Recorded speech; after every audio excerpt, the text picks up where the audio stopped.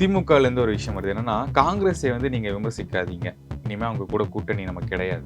அதே மாரி பாஜகவ பத்தி நீங்க விமர்சிக்காதீங்க. அவங்க நம்மளோட கூட்டணி. கூட்டணி வைக்கிறதுக்கு வாய்ப்புகள் இருக்கு அப்படின்னு வருது. திமுக ஏற்கனவே பாரதிய ஜனதாவோடு கூட்டணி வைத்து ஆட்சியில் பங்கேற்று கோடிகளை சுருட்டிய கொள்ளை கும்பல். ஆர்எஸ்எஸ்னுடைய முழு மூச்சாக ஏற்றுக்கொண்டு தமிழ்நாட்டில் களமாடுகிற அல்லது ஆர்எஸ்எஸ்னுடைய சித்தாந்தங்களை தமிழ்நாட்டுக்குள் திணித்து கொண்டிருக்கிற ஹச் ராஜாவையே சட்டமன்ற உறுப்பினராக்கி அழகு பார்த்த இயக்கம் தான் திராவிட முன்னேற்றம். இது ஒன்றும் யோக்கியதை நியாயமானவர்கள் அல்ல. உதயநிதி சனாதன எதிர்ப்புன்னு சொல்லுவாரு. ஸ்டாலின் அவர்களும் உள்ள வரக்கூடாது, நம்ம தான் இங்க இருக்கணும் அப்படிங்கிறாங்க. சவுத்துக்குள்ள வரவே கூடாது அப்படிங்கிறத ப்ரொபகண்டாவே யூஸ் பண்ணிட்டு இருந்தாங்க. அது நீங்கள் ஓட்டுக்கு மட்டும் பயன்படுத்துவாங்க. அதான் கடைசி நேரம் தேர்தலுக்கு பயன்படுத்துவாங்க. மற்ற காலங்களில் அதை யூஸ் பண்ணவே மாட்டாங்க, பயன்படுத்தவே மாட்டாங்க. பாஜகவை கண்டுக்கவே மாட்டாங்க, ஆனால் கை கொடுத்துக்குவாங்க. இப்போ உள்ளாட்சி தேர்தல் வரப்போகுது. எவ்வளவு அழகான தேர்தலை காங்கிரஸும் தாவேகாவும் மற்ற இதர கூட்டணி கட்சிகளும் சேர்ந்து உருவாக்கப் போகிறார்கள் என்பதை காலம் தீர்மானிக்க காத்திருக்கிறது. ஆகையால் திமுகவிற்கு பாஜகவோடு உறவு என்பது ஒன்றும் புதிதல்ல, அது பழசுதான். காங்கிரஸ் பேரியக்கத்தை அவர்கள் கலட்டி விடுவது அப்படிங்கிறது போய் காங்கிரஸ் அவர்களை கலட்டி விட்டு. ஆக திராவிட முன்னேற்ற கழகம் தேய்ந்து போன முன்னேற்ற கழகமாக மருவி வருகிறது. இனி தேடுகிற இடத்தில் அவர்கள் இருப்பார்கள் என்பது எல்லளவும் ஐயமில்லை. தமிழ்நாட்டில் அது ஒரு தேடல் கட்சி தான், அவ்வளவுதான்.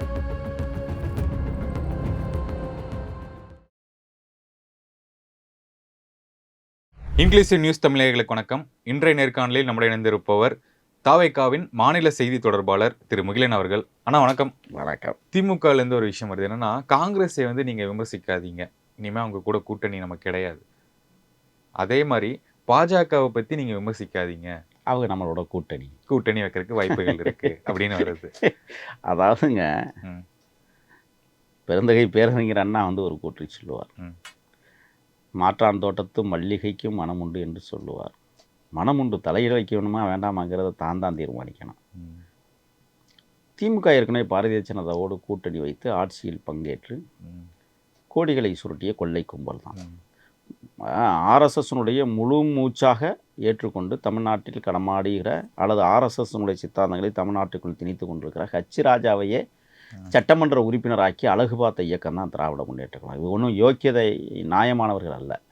இவர்கள் ஏற்கனவே ஆர்எஸ்எஸ் சொன்னார் கலைஞர் கருணாநிதி, அது ஒரு மாபெரும் மக்கள் சக்தி இயக்கம், அது மக்களுக்காக வேலை செய்கிற இயக்கம்லாம் அந்த ஆர்எஸ்எஸ்க்கு புகழாரம் சூட்டிய வரலாறுகளும் உண்டு. அதனால் அவங்க பாரதிய ஜனதாவோடு கூட்டணி சேருவதற்கு அவங்களுக்கு வெக்கம் இல்லை, மானமும் இல்லை, சூடும் இல்லை, சோரணையும் இல்லை. அதாவது திமுக என்றைக்குமே பாரதிய ஜனதாவை வசைப்பாடியதே இல்லை. திமுக ஆட்சி காலத்தில் அண்ணன் திருமாதான் பாஜகவை வசைப்பாடினாரே ஒழிய திமுக அந்த வேலையை செய்ததில்லை. அவர்கள் ரொம்ப தெள்ள தெளிவாக தான் தன்னுடைய அரசியல் கட்சியை நடத்தி கொண்டிருக்கிறார்கள். இப்போ காங்கிரஸ் வெளியே போச்சு. உதயநிதி சனாதன எதிர்ப்புன்னு சொல்லுவாரு.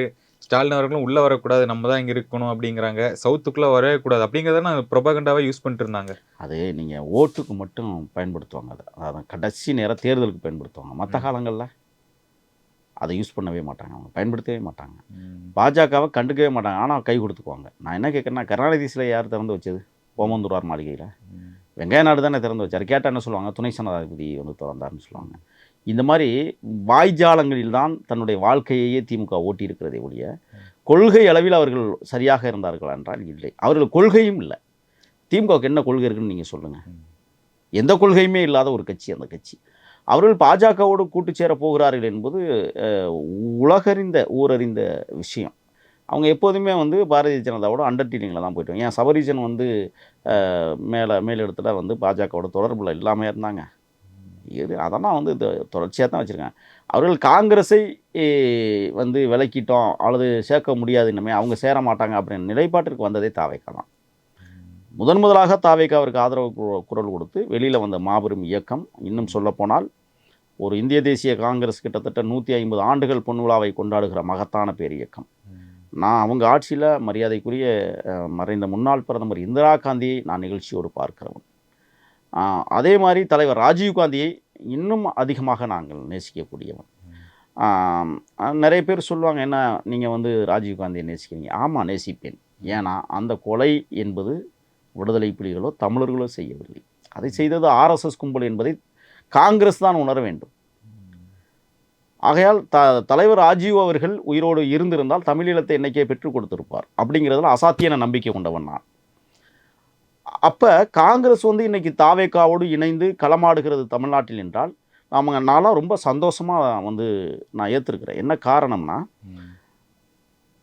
தமிழீழ தாயகத்தை வென்றெடுப்பதற்கு அன்னைக்கு இந்திரா அம்மையாரும் புரட்சித் தலைவர் எம்ஜிஆர் அவர்களும் எப்படியெல்லாம் வந்து இணைந்து ஒரு கட்டமைத்து போராளிகளுக்கு இந்த மண்ணிலே புகலிடம் கொடுத்தார்களோ, அதை போன்று புரட்சித் தலைவர் எம்ஜிஆர் அவர்கள் எப்படி இந்த மண்ணிலே புலிகளுக்காக வாழ்ந்தாரோ, அவர்கள் இந்திரா காந்தியினுடைய முகமாக காங்கிரஸ்காரர்களையும், இன்றைக்கு எம்ஜிஆரின் முகத்தை என் தலைவர் விஜய் அடைந்திருந்தாலும் கூட அதிமுக தொண்டர்கள் லட்சம் பேர் இன்றைக்கி எம்ஜிஆர் தொண்டர்கள் எமது இயக்கத்தில் இணைந்ததையும் நாம் பார்க்க போகிறது.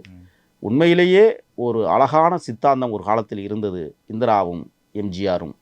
அந்த சித்தாந்தம் இன்றைக்கு மீண்டும் முளைத்திருக்கிறது என்று தான் கருதுகிறேன். இன்றைக்கு வாழும் எம்ஜிஆராக இருக்கிற தலைவர் விஜய் அவர்களும் அல்லது வாழும் இந்திராவாக ஒரு விஷயம் இன்னைக்கு பார்த்தேன். வாழும் எம்ஜிஆர் நீங்கள் மென்ஷன் பண்ணுறதுனால சொல்கிறேன். நீங்கள் எம்ஜிஆரா ஏணி வச்சா கூட உங்களுக்கு எட்டாது அனிதா ராதாகிருஷ்ணன் அவருடைய அந்த ஆளுக்கு குப்பை இழுக்கலாம் நாங்கள் பதில் சொல்கிறது இல்லைங்க. முன்னாள் அமைச்சர்ல எப்படி சொல்கிறீங்க? அந்த குப்பை அவ்வளோதான். அது சாக்கடைன்னு இன்னும் கூடுதலாக சொல்லலாம். என்ன யோக்கியதை இருக்குது? அவர் யார்? அவர்களாம் நாங்கள் பதில் சொல்கிறதில்ல. அதனால் ஒரு மாபெரும் புரட்சித் தலைவர் முகத்தை எங்கள் புரட்சி தளபதி பார்க்குறோம் நாங்கள். அதனால் இன்னொரு இந்திராவும் இன்னொரு எம்ஜிஆரும் ஒன்று சேர்ந்திருக்கிறார்கள். அப்படித்தான் நான் இதை பார்க்குறேன். ஆகையால் திமுக வந்து இனிமே காங்கிரஸோடு கூட்டு சேராதுன்னா சேர மாட்டாங்க. நீங்கள் என்ன கொஞ்சம் நஞ்சு அடாவடியாக பண்ணியிருக்கிறீங்க. கவுன்சிலர்கள் காங்கிரஸுக்கு ஒதுக்கப்பட்டதை அடாவடித்தனமாக சுயேட்சை நின்று வெற்றி பெற்று காங்கிரஸை புறந்தள்ளியவர்கள் நீங்கள் கடந்த உள்ளாட்சி தேர்தலில். இப்போ உள்ளாட்சி தேர்தல் வரப்போகுது. எவ்வளவு அழகான தேர்தலை காங்கிரஸும் தாவேகாவும் மற்ற இதர கூட்டணி கட்சிகளும் சேர்ந்து உருவாக்கப் போகிறார்கள் என்பதை காலம் தீர்மானிக்க காத்திருக்கிறது. ஆகையால் திமுகவிற்கு பாஜகவோடு உறவு என்பது ஒன்றும் புதிதல்ல, அது பழசு தான். காங்கிரஸ் பேரியக்கத்தை அவர்கள் கலட்டி விடுவது அப்படிங்கிறது போய் காங்கிரஸ் அவர்களை கலட்டி விட்டிருக்கிறது. ஆகையால் காங்கிரஸ் இன்றைக்கு நல்லவர்களோடும் வல்லவர்களோடும் கரம் கோர்த்திருக்கிறது. இன்றைக்கி அமைச்சர் பதவியை கொடுத்து அழகு பார்த்துருக்கிறோம் நாங்கள். அவர்கள் நல்ல முறையில் அந்த அமைச்சர் பதவியை செவ்வனே பணி செய்து கொண்டிருக்கிறார்கள்.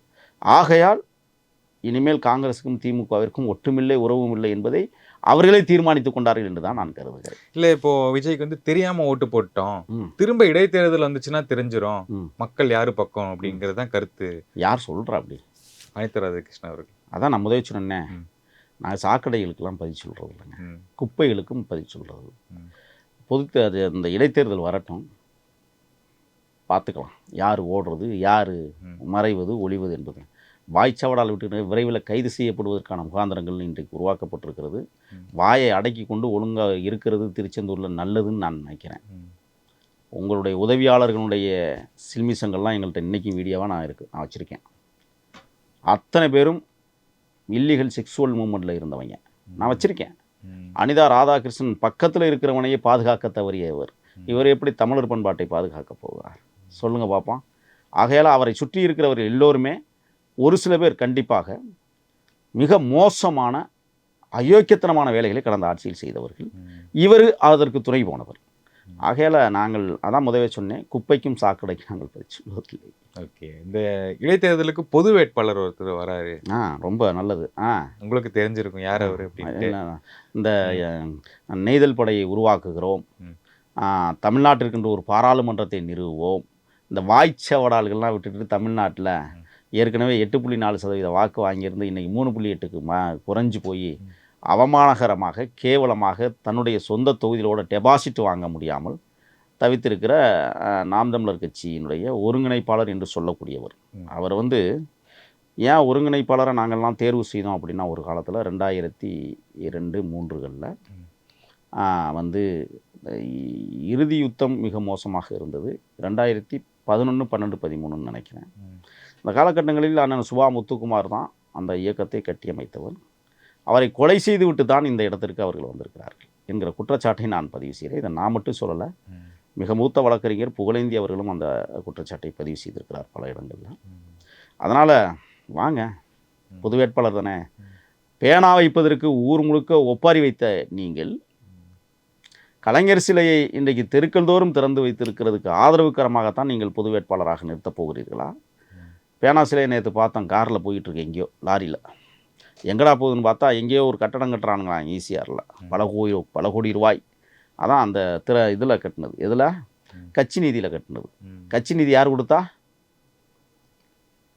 தெரியுமில்ல உங்களுக்கு? இருக்கிற மதுபான ஆலைகள்லாம் கொடுத்துச்சு. அந்த நிதியிலிருந்து கட்டப்படுகிற அவங்களுடைய ஏதோ ஒரு கட்டடம் கட்டுறாங்களாம், அந்த கட்டடத்தில் ஒன்றே ஊனுவா மட்டும் கொண்டு போகிறாங்களாம். ஏற்கனவே என்ன பில்டிங் அது ஈசிஆரில் திமுகவுக்கு தலைமை அலுவலகமாக கூட இருக்கலாம், பயிற்சி பெற்றையாக கூட இருக்கலாம். இன்னமே நீங்கள் பயிற்சி கொடுத்து என்ன ஆக போகுது? இனிமேல் தலைமை நிலையம் கட்டி என்னவாக போகுது? ஒரு பிரயோசனமும் தமிழ்நாட்டுக்கு நீ எடுபடாது. ஒன்று, ஏற்கனவே கிட்டத்தட்ட ஒரு 2 கோடி ரூபாய் வந்து பேனா சிலையை வைப்பதற்கு கடலில் கொண்டே கல்களை இறக்கி அந்த இடத்த தேர்வு பண்ணி 2 கோடி ரூபாய் செலவழிச்சிருக்காங்க. அந்த 2 கோடி ரூபாயையும் தாவேக்கா அரசு தண்டம் வசூலிக்கப்பட வேண்டும் அப்படிங்கிறத நான் விரும்புகிறேன். ஏன்னா 2 கோடி ரூபாய் அரசு சொத்து தானே போயிருக்கு, அரசு பணம் தானே போயிருக்கு. பேனா சிலை நிறுவுவதற்கு அந்த ரவுண்ட் ஷேப்பில் இருக்கிற எல்லா கட்டமைப்பும் முடிஞ்சது. அதற்கு பிறகு தான் வந்து அது வந்து சுற்றுப்புற சூழல் வந்து அனுமதி மறுக்கப்படுகிறது. அப்போ அந்த பணம் எங்கேருந்து எடுக்கிறது? அதனால் திமுகவுடைய கட்சி நிதி தான் அந்த 2 கோடி ரூபாய் பணத்தை தமிழ்நாடு அரசுக்கு கட்ட வேண்டும் என்பதை நான் வந்து இதன் மூலமாக நான் தெரிவித்துக்கிறேன். ஆக திராவிட முன்னேற்றக் கழகம் தேய்ந்து போன முன்னேற்றக் கழகமாக மருவி வருகிறது. இனி தேடுகிற இடத்தில் அவர்கள் இருப்பார்கள் என்பதில் எல்லளவும் ஐயமில்லை. தமிழ்நாட்டில் அது ஒரு தேடல் கட்சி தான், அவ்வளோதான். ஓகே, இறுதி ஒரு கேள்வி. நாத்தாக்காவிலிருந்து பிரபல திரைப்பட இயக்குனர் களஞ்சியம் அவர்கள் வந்து வெளியே வர்றாரு. அவருடைய கருத்து என்னன்னா, தனிநபர் தாக்குதலாக இந்த விருப்ப அரசியல் பண்ணுறாரு, அதனால் நாங்கள் வெளியே வரோம் அப்படிங்கிறாரு. கிட்டத்தட்ட ஒரு 10 ஆண்டுகள் இருந்திருக்காரு. இன்னைக்கு தான் களஞ்சியத்துக்கு தெரியுமா? நான் பலமுறை சொல்லியிருக்கிறேனே, உறவோடு உறவாக உணர்வோடு உணர்வாக ஒட்டி கிடந்தவன் நான் அந்த வீட்டுக்குள்ளேயே. சீமானுடைய ஒவ்வொரு சில்மிஷங்களும் எனக்கு தெரியும். நான் சாப்பிட்டா தான் சமைப்பார், நான் துணிமணி துவைச்சி தேய்ச்சி கொடுத்தா போடுவார். அப்படி ஒன்றுக்குள்ளே ஒன்றாக கிடந்த நான் 2013 வெளியேறேன். ஏன்னா அவமானமும் இருட்டடிப்புகளும் அங்கே நிறைய இருக்கும். இன்னும் சொல்லப்போனால் அவர்கள் தாழ்த்தப்படுத்தப்பட்டவர்களை ஒரு நாளும் அனுமதிக்க மாட்டார்கள். முழுக்க முழுக்க ஜாதி வெறியர்கள், அவரும் சேர்ந்து அவரை சுற்றி இருப்பவர்களும் சரி. அதாவது அவரை சுற்றி இருப்பவர்கள் பசுமன் திருமகனாருக்கு வந்து சூரட்டி அடித்து ஒட்டி புகழ் கொண்டாடுவார்கள். ஆனால் அம்பேத்கருக்கு ஒரு நாளும் சூரட்டி ஒட்ட மாட்டார்கள். அம்பேத்கரை சாதியாக பார்ப்பார்கள், பசுமன் திருமகனாரை இனமாகி பார்ப்பார்கள். எப்படி இருக்குது இந்த கதை? அதனால் சீமான் உள்ளிட்ட சுற்றி இருப்பவர்கள் அனைவரும் ஜாதி வெறிக்கும் போது தான். அப்போ களஞ்சியத்தை எப்படி பார்ப்பாங்க சொல்லுங்கள்? இது களஞ்சியத்துக்கு எவ்வளோ நாளாக தெரியலை, நம்ம சொன்னோம் கேட்கல. அப்போ நம்மெல்லாம் சொல்கிறத கிள்ளுக்கிறேன் நினச்சார் அவர். இப்போ வெளியில் வர்றாரு. வாங்க, நீங்கள் இப்போ அடுத்த கட்டத்துக்கு எங்கே போவீங்கன்னு எங்களுக்கு தெரியும். தாவேக்காவுக்கு தான் வருவீங்க, வரவேற்க காத்திருக்கணும், அவ்வளோதான். ஏன்னா களஞ்சியம் போன்றவர்களெல்லாம் எவ்வளவு இழிவாக எங்களை எல்லாம் பேசியிருப்பார் என்பதும் எனக்கு நன்றாக தெரியும். இன்றைக்கி வந்து தனிநபர் தாக்குதல் அப்படி இல்லை, தனிசாதி தாக்குதலே இருக்கிறது. ஓகே, அப்போ களஞ்சியம் போன்றவர்கள் இன்றைக்கி கண்கலங்கி தான் வெளியேற வேண்டும் என்கிற கட்டாய தேவை நாம் தமிழரில் உருவாயிருக்கிறது. அங்கே இருக்கிற தொல்குடியைச் சேர்ந்த பறையர் குடிகளோ பல்லர் குடிகளோ தொடர்ந்து பயணிப்பீர்களேயானால் அவமானப்படுத்தி கேவலப்படுத்தப்பட்டு உங்களுடைய உடைகளை கூட உறிஞ்சி தான் வெளியில் அனுப்புவாங்க. அப்படி ஒரு மோசமான நாசகரமான ஒரு கட்சி தான் நாம் தமிழர் கட்சி. தயவுசெய்து நான் இதன் மூலமாக உண்மையான பிரபாகரனின் தொண்டர்கள், தேசிய தலைவரின் பிள்ளைகள், இருக்கக்கூடிய எஞ்சி இருப்பவர்கள் அதிலிருந்து வெளியேறி தமிழக வெற்றி கழகத்திற்கு வாருங்கள். இதுதான் உண்மையான தமிழ் தேசிய இயக்கமாக இன்றைக்கு பரிணமித்து வளர்ந்து கொண்டிருக்கிறது. ஆட்சி கட்டிலில் தமிழர்கள் தான் அமர வைத்து அழகு பார்த்து கொண்டிருக்கிறார்கள். அது தேய்ந்து போகிற ஒரு கட்சி மட்டுமல்ல, சுயநலத்திற்கான கட்சி என்பதையும் இந்த நேரத்தில் நான் பதிவு செய்த கடமைப்பட்டிருக்கிறேன். களஞ்சியம் அவர்களே, கண்கலங்கி வருகிறீர்கள். அரவணைப்பதற்கு எங்கள் அண்ணன் விஜய் காத்திருக்கிறார், வாருங்கள். ஓகேண்ணா, நேர்காணல் மிக்க நன்றி, வணக்கம். நன்றி.